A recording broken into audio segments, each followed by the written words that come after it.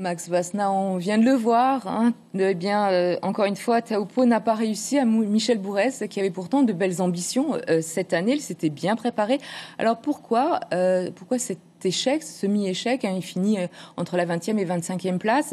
Est-ce qu'il y a trop de pression pour lui qui évolue à domicile ? Je pense, oui, la pression est liée, hein, parce qu'il est chez lui, il fait honneur, c'est quelqu'un de très généreux, il aime sa population, il aime ses origines. Donc, se fait chez soi, c'est spécial, on va dire. Mais je pense que Michel, déjà, le fait qu'il soit dans le top du CT, c'est vraiment exceptionnel. Donc, je pense que Michel, il doit continuer pour aller le plus loin possible dans le championnat. Et on n'oublie pas que c'est un championnat, que ce n'est pas une seule compétition, et il peut aller loin. On va en parler après, mais plus largement, un mot sur le surf français.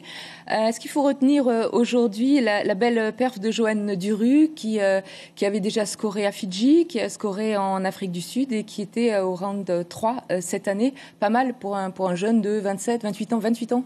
Oui. Joanne Duru, on l'a attendu depuis longtemps déjà dans le circuit professionnel WCT. Il a bataillé pour y arriver. Je pense que là, il se découvre vraiment et il score énormément. Et je pense que Joanne a toutes les qualités. Mais le surf français a beaucoup évolué depuis aussi. Donc, on peut féliciter la Fédération française de surf. Alors parlons à présent de cette billabong. C'était la 17e édition cette année. La star Kelly Slater, on le sait, n'était pas là pour cause de blessures en Afrique du Sud.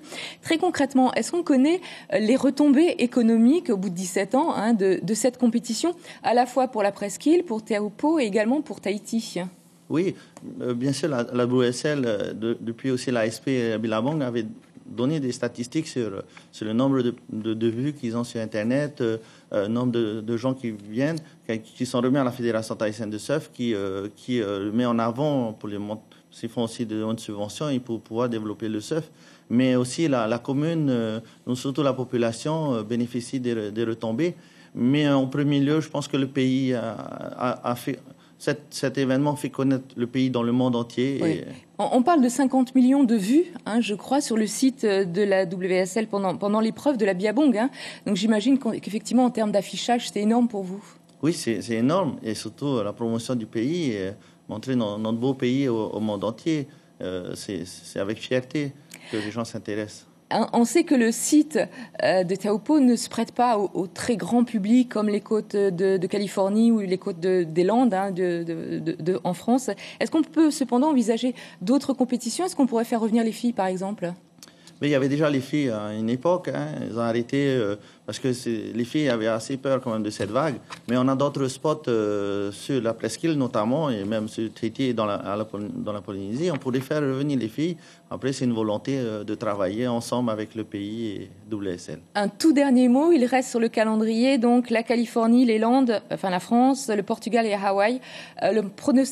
Votre pronostic pour Michel Bourès? Ben Michel, il est 13e, donc il revient assez loin quand même, hein, de loin. Et donc je pense qu'il va scorer. C'est quelqu'un il est fort mentalement. Il est tout seul, il faut dire aussi, tout seul tahitien, on va dire, avec heureusement de Français. Mais je pense que Michel peut aller très loin. Merci beaucoup, Max Wasna, d'avoir accepté notre invitation.